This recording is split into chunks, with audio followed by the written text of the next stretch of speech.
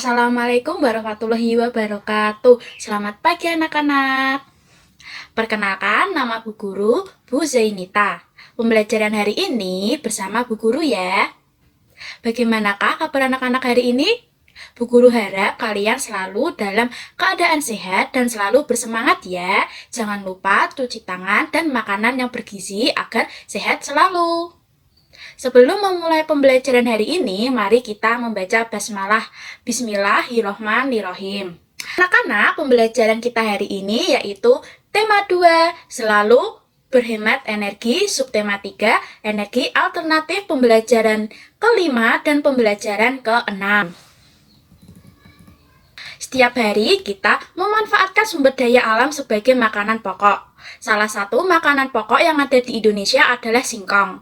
Ayo kita cari tahu lebih lanjut tentang singkong. Coba perhatikan gambar berikut. Terdapat beberapa olahan makanan yang terbuat dari singkong. Di Semarang terdapat beberapa olahan yang sering kita makan. Ada tape, keripik, getuk, timus, singkong rebus, dan lain-lain. Coba perhatikan teks berikut ini yang Ibu baca tentang singkong, oke? Singkong, Indonesia merupakan daerah tropis yang kaya akan hasil sumber daya alam. Salah satunya adalah singkong. Singkong mempunyai potensi besar untuk dikembangkan. Singkong merupakan sumber kalori pangan yang murah. Singkong dikonsumsi sebagai salah satu makanan pokok oleh masyarakat. Singkong merupakan makanan yang kaya karbohidrat. Terdapat kandungan gizi seperti protein, vitamin C, kalsium, fosfor, kalori, lemak, zat besi, dan vitamin B1 pada singkong. Dengan berbagai kandungan gizi yang terdapat pada singkong, maka singkong baik untuk dikonsumsi. Umbi singkong merupakan sumber energi yang kaya serat dan karbohidrat, namun miskin protein. Sumber protein justru terdapat pada daun singkong. Hampir semua bagian pohon singkong bisa dimanfaatkan mulai dari umbinya hingga daunnya. Umbi singkong biasanya hanya diambil dagingnya saja untuk digoreng atau direbus, serta dijadikan tepung tapioka. Bagian daunnya dijadikan sebagai sayuran dan bagian daun dan kulit bisa dijadikan sebagai makanan ternak. Singkong dapat digunakan sebagai sumber karbohidrat di samping beras. Selain dapat pula digunakan untuk keperluan bahan baku industri seperti tepung tapioka.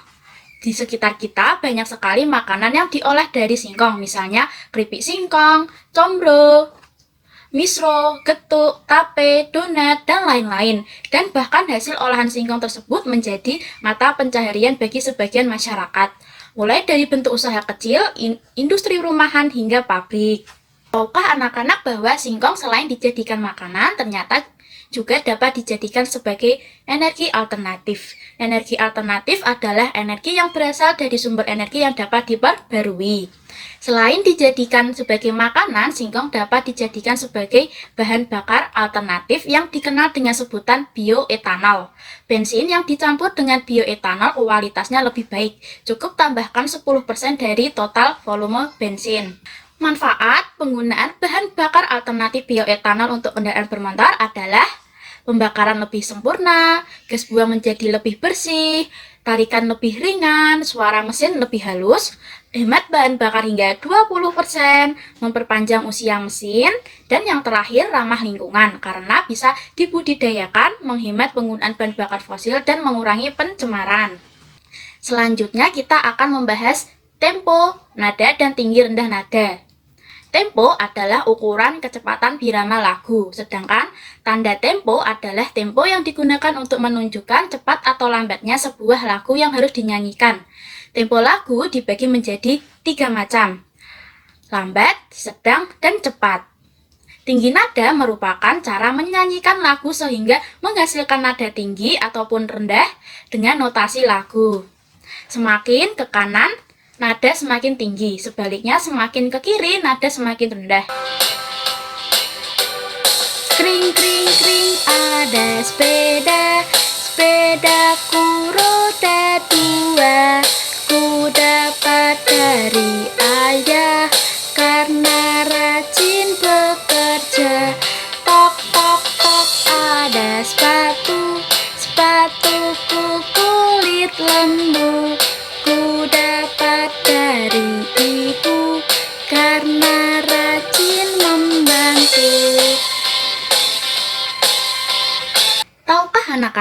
bahwa energi listrik juga dapat dihasilkan dari kentang. Coba perhatikan bagaimana cara kerjanya. Bahan yang dibutuhkan, yang pertama adalah beberapa buah kentang masing-masing dipotong menjadi 2 bagian yang sama besar. Yang kedua, kabel atau kawat sebagai penghantar arus listrik. Yang ketiga, 1 buah bola lampu senter. Yang keempat, penjepit buaya. Yang kelima, seng dan logam atau koin kuning dan putih sebagai kutub positif dan kutub negatif. Cara membuatnya yaitu, yang pertama tancapkan seng dan logam pada kentang yang sudah dipotong. Yang kedua, hubungkan seng dan logam menggunakan rangkaian kabel atau kawat yang telah dipasang pada penjepit buaya dan hubungkan pada bola-bola lampu. Anak-anak, kita mempunyai kewajiban untuk menghemat energi yang jumlahnya sangat terbatas karena energi tersebut suatu saat akan habis. Kewajiban adalah sesuatu yang harus dilaksanakan dengan penuh rasa tanggung jawab. Selain menghemat, kita juga mempunyai kewajiban untuk terus-menerus mencari cara untuk menciptakan energi alternatif agar kebutuhan akan energi tetap dapat terpenuhi. Anak-anak, mengapa kita perlu mengembangkan energi alternatif? Kita perlu mengembangkan energi alternatif yang ada di bumi untuk menghemat pasokan energi utama yang mulai menipis. Minyak bumi adalah sumber energi utama yang ada di bumi ini yang pasokannya mulai menipis karena makhluk hidup di bumi sering menggunakan minyak bumi sebagai energi utamanya. Anak-anak, coba perhatikan teks yang Ibu bacakan tentang kewajiban dan hak kita terhadap lingkungan ya. Kewajiban dan hak kita terhadap lingkungan. Kewajiban kita terhadap lingkungan adalah menjaga kelestariannya. Salah satu caranya adalah memanfaatkan energi alternatif yang ramah lingkungan, misalnya menggunakan kendaraan berbahan bakar listrik atau gas seperti mobil listrik dan mobil tenaga surya. Energi alternatif adalah energi yang ramah lingkungan dan tidak pernah habis, misalnya seperti energi yang berasal dari air, angin, panas matahari, dan sumber daya alam lainnya yang dapat diperbarui.